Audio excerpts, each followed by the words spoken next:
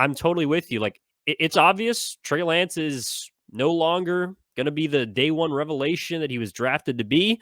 I also don't think that he can't be a competent quarterback for the 49ers because I still have, whether he has an unbeaten record or not and a stellar statistical accumulation so far in his career, I still have my doubts about Brock Purdy. I still doubt if he can get better than he was last year. He was really good last year, but I tend to wonder if he's going to fall more into that Jimmy Garoppolo category or if he's going to fall more into someone who can do more and get you further than Jimmy Garoppolo can, which was already very far.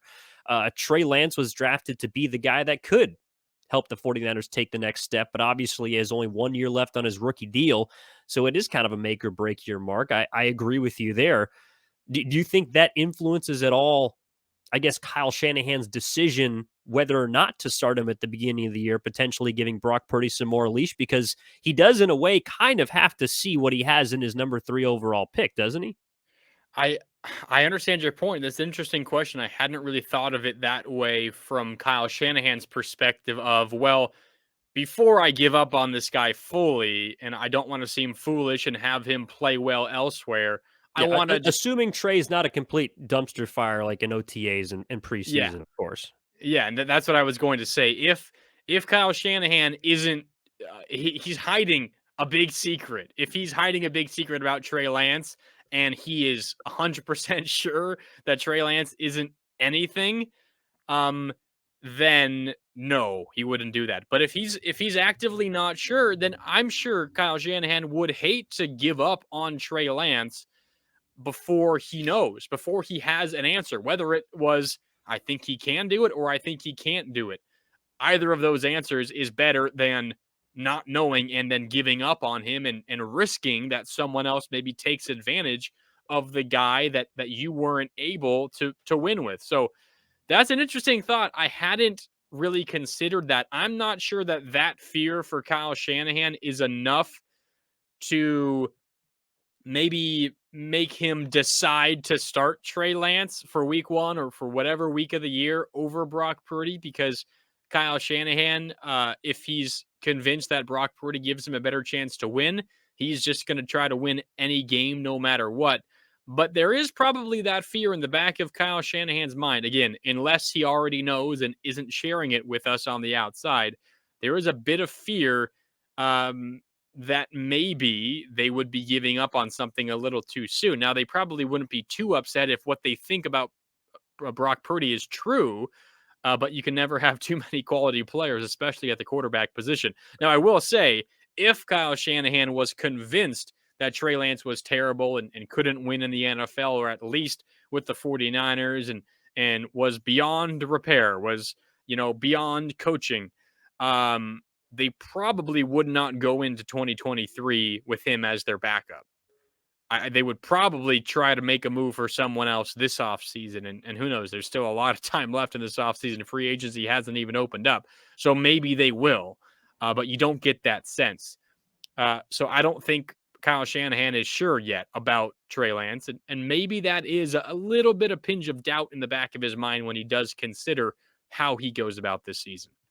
Yeah, I do think there is doubt from Shanahan when it comes to Trey Lance. I also do think he won't be able to hide that doubt this year or this offseason because whatever he feels about Trey Lance, it's going to have to show. I mean, whether, like you said, potentially moving him, I don't think that's going to happen.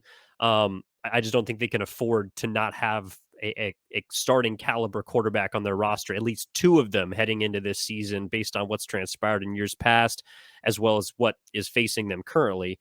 I also think that if Trey Lance is at a point where through OTAs, through training camp, through preseason, is in a position where Shanahan does not feel comfortable with making him the day one starter and would rather try and I don't want to assume pushing the timeline. If Brock Purdy is good to go week 1, I'll trust the team. I believe their training staff is doing its due diligence and will put the player first. But if Brock Purdy gets this surgery in maybe even later in March, and Trey Lance still can't be that guy, um, then we got issues. Because to me right now, it's almost in a way not his job to lose, but I don't feel super comfortable with Brock Purdy immediately being thrust back in. I don't know how you feel about that, Mark, but to me, is it just like a waiting game at this point to see when Brock comes back, or like I'm the more we trend towards this season, the more we move towards this season, the more I feel like Trey has to be the guy almost from week one, just because of the way the injury is unexpectedly unfolding. It's a wild thought, and it is one that I have shared with you. I don't think I've ever explicitly said it, but I think if you kind of read between the lines of things I've said here on the 415ers with every passing week, I just keep getting this sense deep inside of me that Trey Lance is going to start week one, and I don't. Maybe I'm foolish, but I have um, a little bit of confidence in Trey Lance. Maybe everything you've seen on the field, you argue that that shouldn't give me confidence.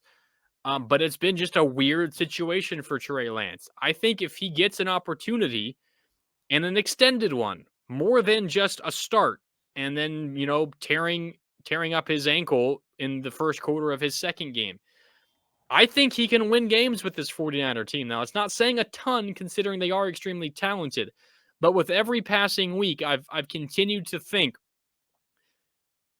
Trey Lance, there is a very real path for Trey Lance. You fast forward a year from now, Evan, and we think of Trey Lance like we think of Brock Purdy, the guy that came out of nowhere and has rescued the 49ers and is playing great, and everyone is talking about him on all these radio shows across the entire country. You wake up and ESPN is talking about Trey Lance. He's won the first 8 starts of the season. Oh, Trey Lance is incredible. With every passing week, that thought gets stronger and stronger and stronger in my head. And I know I've shared this with you off air, Evan. And I know when this inevitably reaches social media or whatever it is, there's going to be so many Niner fans yelling at me for this take. But I just get the sense, Evan, that Trey Lance is going to be starting more games this year for the 49ers than Brock Purdy. It just seems like it's going to happen to me. And it's nothing against Brock Purdy. It is his UCL injury. It is the fact that Trey Lance is going to have an entire offseason of first team reps. And if this UCL injury for Brock Purdy continues to be delayed, if the surgery is delayed and it eats into his offseason and it eats into potentially his ability to be ready early on, it comes down to the fact that I think Trey Lance, with a full and relatively normal offseason for him personally, can get ready and can help this team win games. And then at that point, who knows what happens? I can't really fight that feeling any longer. I do think, I really do, that Trey Lance has a great opportunity for him personally. It's unfortunate for Brock Purdy, but Trey Lance has an opportunity to be this team's starting quarterback for the majority of the 2023 season. Well, and then the other part of that too is, do they go out and get a guy? Do they go out and get a quarterback? I think that's also indicative of what they feel about Trey Lance. And maybe that's just Kyle Shanahan covering his ass because, frankly, he hasn't been too fortunate with the quarterback position. To me, it points more towards a veteran. And I don't think, I do not think that veteran is Jimmy Garoppolo, although some might disagree. And look, you'd be right if you thought so, because who the hell knows? But I also think whoever the 49ers bring in, because I do think they will, whether it's, I think it's going to be a vet, but it could be a draft pick. Not exactly sure. It would have to be a later round pick, which of course they've had recent success with. But Mark, I also think that third quarterback is going to point us a little bit more towards the confidence level in Trey Lance from Kyle Shanahan's perspective. Yeah, and then the other side here, I agree with you. There will be, I mean, of course, there's going to be a third quarterback for the 49ers. It's a question of who and how do they acquire it. If it is a veteran, it's going to be, I would imagine, a cast off, a guy that hasn't started a ton of games. I know that Andy Dalton, Matt Ryan are names that people throw around. I'm not so sure that those guys would sign up to be a third string guy. That's just my opinion. But the other thing, and I think this is the reason why you would go out and get a third quarterback and why they will, is because of injuries, not just the ones that Trey Lance and Brock Purdy are dealing with now. But despite the fact that it is a small sample size, neither of those guys have shown an ability to stay healthy for a full season. Now, Brock Purdy has had a larger amount of consecutive starts without being injured, but it's not like he was 100% healthy through all of those games either. And that's probably a little unfair of me to say. There are very few NFL players who are 100% healthy through a number of games consecutively. But uh, injuries happen to the quarterback position, and that's going to be a major wrench in the Niners' plans, most likely again coming up in 2023. Needing a third quarterback is apparent for the 49ers because they wouldn't have done anything without a third quarterback this season. That's where Brock Purdy came in, and who knows what the future holds. So I'm with you. They need a third quarterback, but the reason for that third quarterback is also part of what makes me feel like Trey Lance could really have an opportunity to win this team starting job long term. Not because I don't necessarily trust him to stay healthy, but because the same could be said of Brock Purdy. Yeah, and look, all this could have been avoided with a block. with with a block to the right side, but that's neither here nor there. And unfortunately, Brock Purdy's career is, well, both of their careers are ultimately, I believe, altered due to Yes. that sack and due to this injury. Otherwise, Brock Purdy's probably the clear cut QB1 going into next year. Yeah. So But then thanks a again, lot, who Hassan Reddick. knows? Yeah. All we know is that whenever the 49ers and specifically Shanahan look like they're gonna zig, they tend to zag. And so that's why I do think your situation, and one that I've been leaning towards a little bit more is just like, yeah, Trey Lance almost by default could be the dude. And if he shows marginal improvement from where he was last year, I think there's a very real possibility that he is QB1.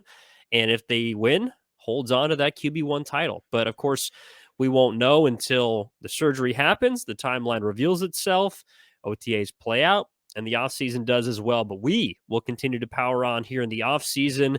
Always look forward to doing these episodes with you, Mark. Look forward to the news, the updates. Hopefully things work out in a relatively clean fashion, although in football they never tend to, so who knows. But appreciate you marching on with me here on this journey. Yes, sir. Of course, Evan. Looking forward to the next episode already. All right, we'll talk to you next week. Looking forward to either Monday or Tuesday, but again, 2 times a week in the off season here from the 415ers podcast on the Odyssey Sports Podcast Network. Appreciate you tuning in. We'll talk to you next time.